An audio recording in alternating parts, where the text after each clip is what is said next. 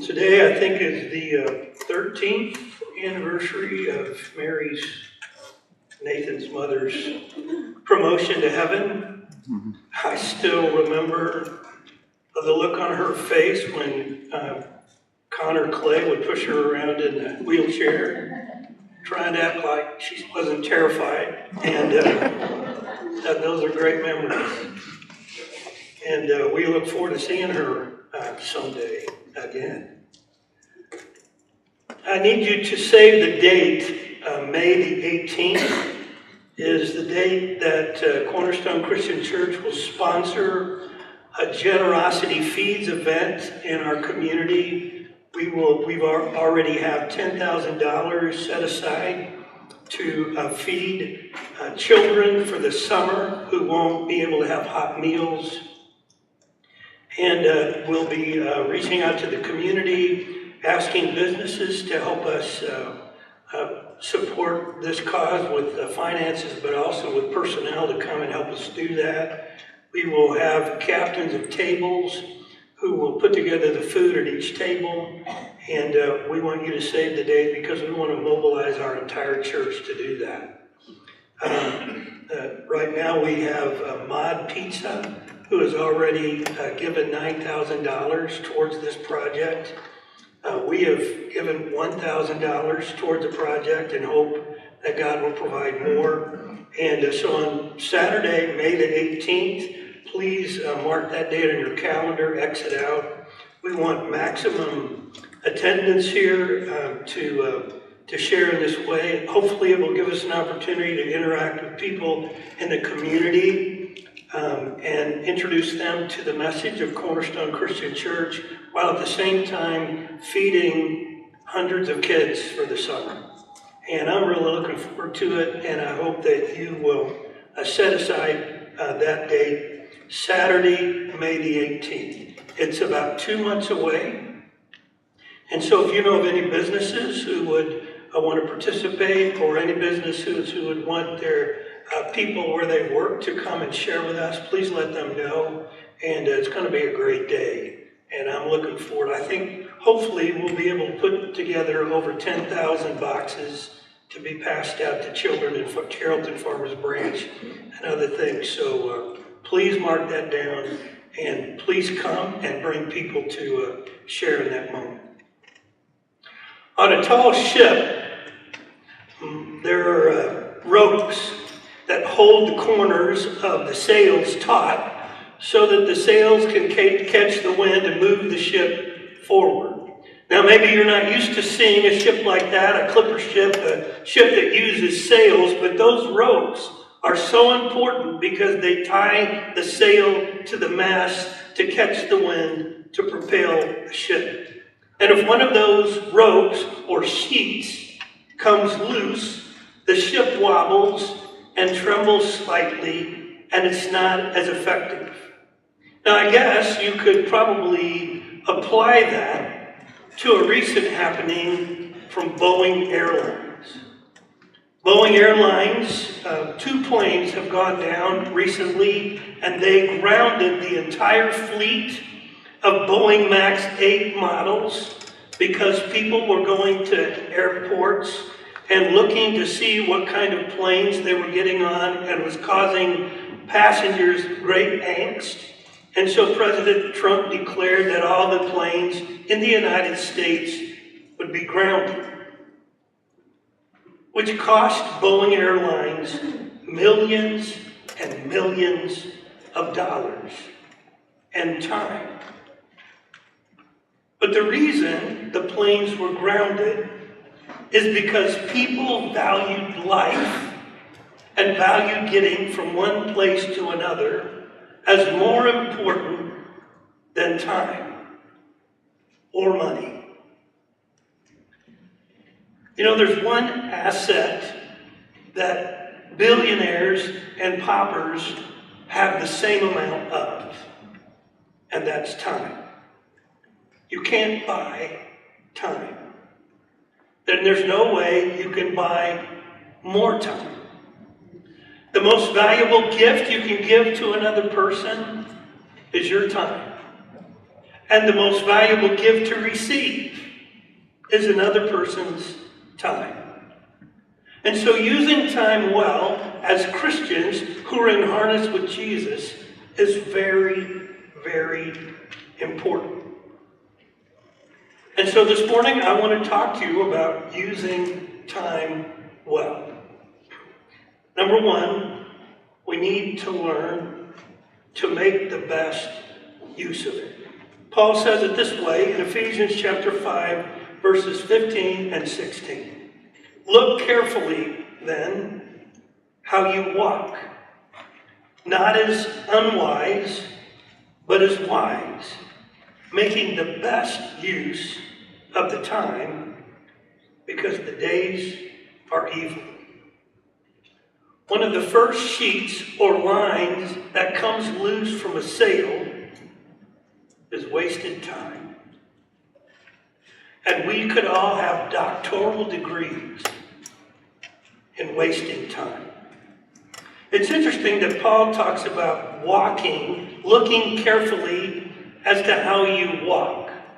And walking is simply just taking one step and then taking another step and then repeating it over and over again. And it gives us a sense of proceeding, of progress.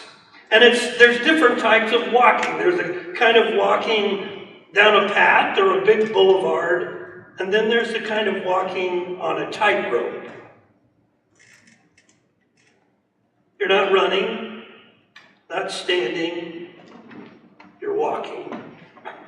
And decisions are easier to make when you're walking and visiting with another. You're not running, you're not doing things in a split second, you're not hurried, you're taking time. And because of that, it gives you the perspective of making better decisions. 8 times in the book of Ephesians, Paul talks and uses the word walk. And I think that's no accident, because he's saying that walking forces you to slow down and consider the path you're on and take the time to be wise about how you spend your time. The other day I was flipping through the channels on my television, and I came to a deaf channel. And the person on the screen was using sign language to communicate to the people who were watching. I looked for a minute at that channel. The man, I'm sure, was a man of great integrity. He was a man, no doubt, that was communicating very important concepts to the people watching. But for me, it was a waste of time. It was an unwise use of my time. Now, if you had a bank account and your bank account was credited with $86,000 and you were not allowed to carry over a balance from one day to the next, you could keep cash in your account, but at the end of the day, all that was left in your account was canceled if you failed to use it. What would you do with that money? Well, you would withdraw it. And you would try to use that $86,000 any way you could, because you knew you only had that much money available to you that day. There are 86,400 seconds in a day. And there are a lot of thieves who try to steal your time. Thieves like TVs and computers and phones and gaming and worry and daydreaming and mischief and insecurity. Now, are all these a waste of time? I don't think so. It's just they have to be used wisely. Warren Buffett is a very, very wealthy man. And if you would take Warren Buffett's calendar and open it up, you would discover something that would shock you. There are several days in Warren Buffett's calendar that have no entries. Not one. Because Warren Buffett says it's important to spend some days thinking, and some days imagining, and some days just relaxing. And that's what makes Warren Buffett successful, is because in his calendar, there are some days designated with nothing on them. The flip side of that, and there are lots of people who believe that you are successful and you are important if all of your days are crammed with events. If you can turn page after page and there's nothing left in your days because they're all taken. But Warren Buffett says there are some days when you should have no entries. And Paul says, look carefully then how you walk, not as unwise, but as wise, making the best use of your time, because the days are evil. The psalmist said it this way, so teach us to number our days, that we may get a heart of wisdom. The other night, we had a great opportunity to get together with one of the girls who used to be in our youth group in Enid, Oklahoma. She's 6'2". Her sister is 6'3", and her other sister is 6'2", and their brother is 7 feet tall. It's a tall family. And so when I talked tonight on the phone, and I said as I was about ready to hang up the phone, how will I know you? And she said, I'll just stand up. I said, okay, that's good. And we had a great time catching up. It's been a lot of years since we had seen Nina, and we had an opportunity to meet her new husband and to get caught up on her kids. And it was just a great time. We spent 2 hours at the restaurant just getting caught up and sharing the Lord together. It was just a special time. And so we got in the car to leave, and we were driving back on the bush, and we came onto the entrance to the bush off the road that we were on, and I put on my blinker and moved over, and there was a car behind me that was pretty close to me, and as I moved over to the one lane, he moved over, and then I moved over to the next lane, and he moved over, and then he shot around me, and he pulled in front of me, and it just hacked me off. So I'm sitting there in my car, and I'm thinking to myself, and Keisha is sitting right next to me. And so I knew that I had to behave, but I didn't want to. And so I'm hoping that the course of the traffic will allow me to inch closer to this car so that I could have the privilege of cutting in front of him and sharing the gospel with him as we went along the road. And so I kept my eyes on his taillights. Because, you can lose a car in the dark if you don't keep track of the taillights. And so I'm listening to Keisha talk to me, but keeping track of the taillights and the traffic. And Keisha was talking to me about different things, and I was saying, oh yeah, But I was not really listening to what Keisha was saying because I was tracking those taillights, hoping that I would be able to catch that car. And I remember one thing Keisha said. She said, it seems like everybody just drives faster these days. And I'm thinking, yeah. But inside I'm thinking, I'd like to drive a lot faster right now. And so she's talking to me, and I'm trying to be controlled. I'm trying to handle myself. But inside, I'm wanting to run. I'm wanting to catch that car. And I never did. And I thought to myself, if Keisha weren't here, I could catch that car.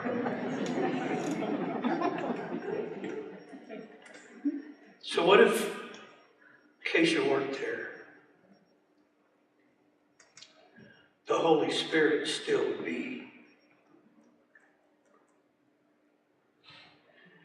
And you know, it's amazing to me that we leave a conversation with people in a restaurant and we walk a few steps and we get in my car and we drive out on the George W. Bush, and that fast,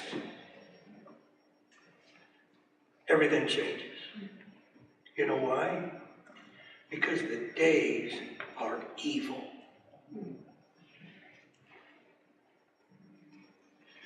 And Paul says, be careful how you walk, or in this case, how you drive. Not as unwise, but as wise. Redeeming the time, because the days are evil. Now, I don't know if you've ever thought to yourself, when you have those kinds of moments, what will you do if you catch that car?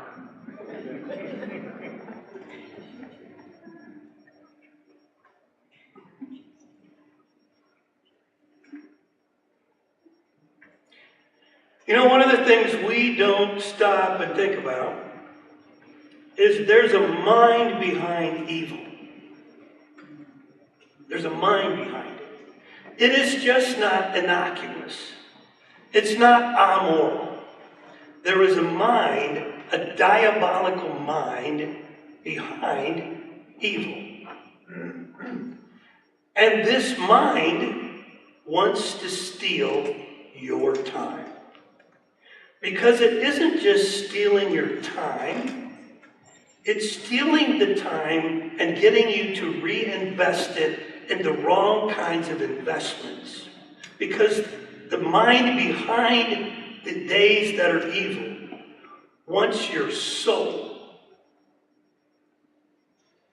And the way to get to your soul is to get to your time. And so David says, teach us, Lord, to number our days, so that we may get a heart of wisdom. Because the days are evil. Number 2, we need to take wise inventory. If one rope comes loose from the sail, the ship is a little compromised. If 2 ropes or 2 sheets come loose, the ship begins to yaw from side to side and pitches from side to side, and all of a sudden the ship is in greater danger. Paul says this, do not be foolish, but understand what the will of the Lord is. Now in the Navy, or in ships like this, there's a change of watch, because like bus drivers or airplane pilots, you're only allowed to fly or drive a certain amount of time, and you endanger the passengers unless someone new and energized and rested takes the helm of the bus or the ship or the plane. And so there's a change of watch. And when you change watch, there's a new person on the steering wheel, a new person at the helm of the ship, a new person who sits in the cockpit or drives the bus and makes sure that the bus maintains its course. And so when the helmsman gets behind the wheel, the helmsman asks, what is our course? Where are we going? Because it would be foolish if the person who was assuming control of the steering wheel didn't understand the will of the captain and where the ship was going. I want you to listen to me. This is just so important. Time never stops. And in this moment, when we speak about this moment, the minute we speak of it, it's over. fast. And so we talk about past, present, and future. Do you understand why the present is so important to the devil? Because if the devil can get you to sin, if the devil can get you to miss the target, if the devil can get you to misuse your energy and your mind and your creativity and get you to invest it in the wrong things, then that moment becomes the past that fast. And then the devil tries to bring up from the past to the present the mistakes that you made, so the devil doesn't just get the time he spends getting you to sin. He takes that time once it's over and he brings it back into your consciousness to get you to remember it again. Because by getting you to remember it again, the time you spend in the present remembering sins in the past steals the present from you. And if he can get you to think over and over again about a mistake you made in the past, then he not only takes this mistake and magnifies it and assaults your self-esteem, but he also takes away from you this moment right now. And you spend your time wasting it on a moment that's over and that can never, ever be experienced again except in your mind. So that's why when you are wronged by somebody, and that moment is in the past, and you bring it to the present, and you talk about it to other people, you are stealing precious time. And if you rehearsed it in the mind and heart of people around you, and you're trying to get them to live in this moment in the past, you are not only stealing your time, but that you're stealing time from other people as well, and you're getting people to live in the past instead of the present and the future. And Satan loves to get people to do that. And they don't realize they do it every day, over and over and over and over, and they never catch on. And so Satan takes a moment that's over and done with, and the damage has been done. And then Satan resurrects that moment, and he plays over and over, and he steals this time that you have and gets you to live in a mistake or a failure or a sin that's past and gone. And not only has he taken that moment from you, he takes this moment from you, and then he'll wait for you tomorrow, and he'll do it again. And people say, well, why does the church emphasize the cross so much? Because the cross is what changes all of that. Jesus died for our sins. And so when Satan comes against us to remind us of mistakes and failures that we have committed in the past, Jesus says, that's already done. I paid for it. It's finished. It's over. You can't steal this moment because that is done and gone. It is finished. And what is important is, in the New Testament, over and over again, Paul talks about the first Adam, sin. But then he uses the term, the second Adam, which means Jesus came into a world that was infected with the virus of sin, a world that was sick and diseased, and Jesus was perfect. He never sinned. And where do you get the antivenom for any kind of disease? From an overcomer who's overcome that disease himself. And so Jesus did for us what we couldn't do for ourselves, and his death paid for our past mistakes so that we can live in the present and the future and not live our lives in the past. And so many people in the church have never understood that concept. redeeming the time. Jesus' death on the cross redeems our time. We don't have to be mad about it. We don't have to regret it. We don't have to seek retribution. We don't have to retaliate. Because now, in the moment, when Satan tries to remind us of that moment, we can remind him that Jesus paid for that sin and it's over and done, and we will not live in it any longer. Oh, that the church could understand that Jesus did that so we would be able to redeem our time. Now, you know what? I don't think if any of us understand what an amazing price that was to pay. We throw words around church all the time. We throw words around like mercy, grace, love, crucifixion, all those words, justification, sanctification. We throw all these words around and we nod our heads, but we don't even understand. We can't even comprehend what it cost Jesus to invest time in things that he hadn't done. To die for things he hadn't committed. Because he wanted us to be free from that. And so when Jesus tells these stories, for it will be like a man going on a journey who called his servants and entrusted them his property. To one he gave 5 talents, to another 2, to another 1, to each according to his ability.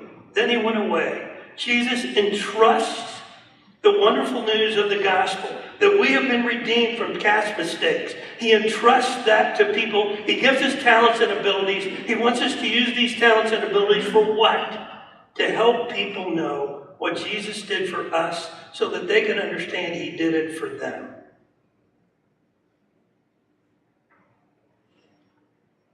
In Luke chapter 9, he said, if anyone would come after me, let him deny himself, take up his cross daily, and follow me. Notice he says, this happens when? Every single day. And Paul says, the days are evil. But Jesus says, don't worry about the days being evil. You just worry about being in harness with me. And I will use you in ways you can't understand if you just concentrate and praise and thank me for what I've done for you, and then live out your life acting like you're not going to let the past determine your present and future. In Acts chapter 17 it says, now these Jews were more noble than those in Thessalonica. They received the word with all eagerness, examining the scriptures, what? Daily, to see if these things were so. And I'm not trying to lay a guilt trip onto you, but you know what? One of the best ways to redeem time is to read your Bible. It's the way God talks to you. It's the way you receive his word. And Paul says, and Acts, Luke says, the best way to redeem time is to visit with God through his word and spend some time listening to him. In 2 Corinthians chapter 4, verse 16, it says, so we do not lose heart, though our outer self is wasting away, our inner self is being renewed day by day. Which means that every single day, God's at work, working in our inner self, making us more like Jesus. And then Jesus says that we're supposed to pray, give us this day our daily bread. Redeem the time. Take inventory of God's will for your life, and then make your life fit. When you get behind the helm of the ship, continue the voyage as God wants you to continue. Number 3, and you need to wake up. Now, Paul goes on, and this is what he says. And do not get drunk with wine, for that is debauchery, but be filled with the Holy Spirit. addressing one another in psalms and hymns and spiritual songs, singing and making melody to the Lord with your heart, giving thanks always and for everything to God the Father in the name of our Lord Jesus Christ. Now, I know some of you don't like to sing.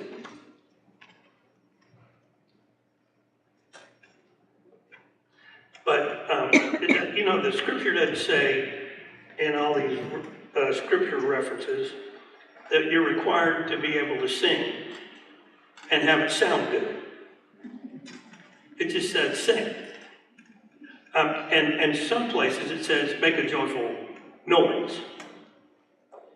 And what does this mean?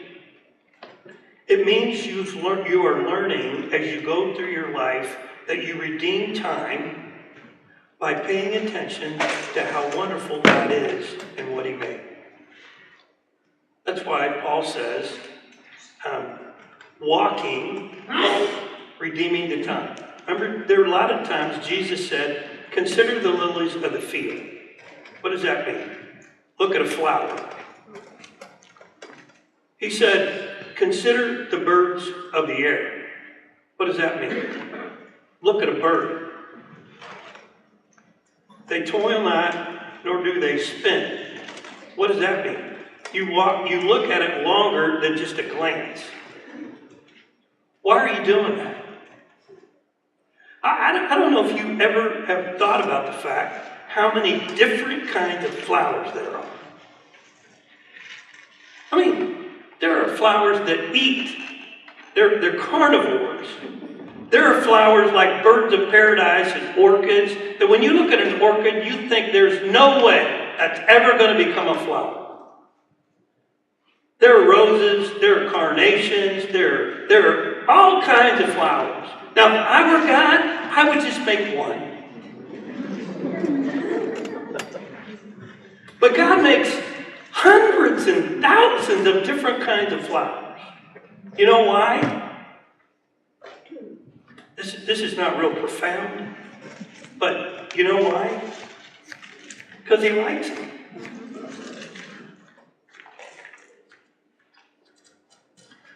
So Paul is saying that we need to learn to worship. Now we're going to get into an area where people sometimes don't have any problem acting and singing in this condition. The condition is they're drunk with wine. Now, I did some study on this because I thought maybe you might want to. So, if you drink wine and you get drunk, the alcohol is absorbed and shared with the rest of your body through the blood. So the alcohol is dispersed through your entire body through the blood. And some of the alcohol gets to the brain. And when it gets to the brain, the communication between the neurons begins to slow down and you notice less things. But some thoughts are very fine-tuned. You're thinking clearly, but not about much. Just about a few things. And as the alcohol content increases, your words start to slur and your balance is affected, your coordination is a problem, your attention span, which is why they encourage you to get somebody else to drive you home. And it gets worse the more you drink. Decision-making skills aren't up to par. You go to sleep faster. It increases deep sleep quicker. And halfway through your sleeping, that changes. And you start sleeping more lightly. You wake up more quickly. And you wake up tired. You get rid of fluid quicker. Your blood vessels expand, which causes headaches. Your alcohol is broken down in the liver. And if you drink too much, your body can't process it. It builds up, causing nausea, vomiting, and, as they say, hurling. They've got all these different kinds of names for it. You're plastered, you're wasted, you're trashed, you're drunk, you're hammered, you're smashed, you're intoxicated, you're drunk. Now, you might want to know, how did you find all that out? Well, I decided that since I was preaching about this, that I probably need to find out for myself. So as I went through this process, I took notes and I wrote them down. Actually, I didn't do that. I looked it up on the internet. But the point is, what Paul is saying is, don't get drunk with wine. He says, because that leads to debauchery. Now, we could say, don't get high on marijuana. Don't do that either. Because the point is, you can drink wine and not get drunk. You can't smoke pot and not get high. And so, Paul is saying, you don't want to put yourself in a position where your body is overwhelmed by outside influences. I love what C.S. Lewis said. He said that if he wanted something easy and pain-free, he would have chosen a bottle of wine over Jesus. So if the ship, 3 ropes come loose, 3 sheets come loose, and the sails are flapping around, then the ship careens all over the seas, and it's all impossible to steer, and the ship is called 3 sheets to the wind.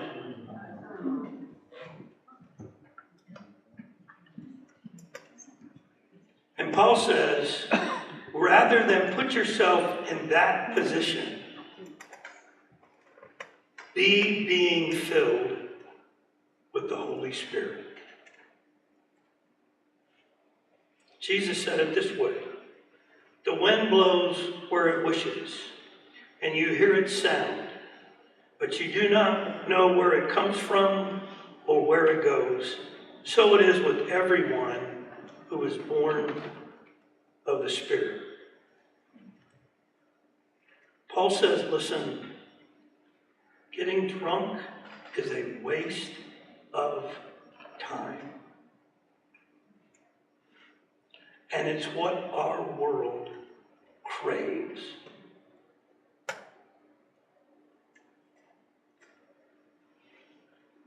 So the church looks at time, looks at all these things through a different lens. The church understands that we want to be wise and not unwise. That we want to walk redeeming what time we have. Because the days are evil. And Satan will do everything he can to get you to invest your time in sin, because if you do, he gets mileage of that for the rest of your life. Unless you understand the work of the cross. And if you understand the work of the cross and what Jesus did for you on that cross, Jesus redeemed your time. Jesus cut the ties with sin to give you freedom to invest time in things that matter.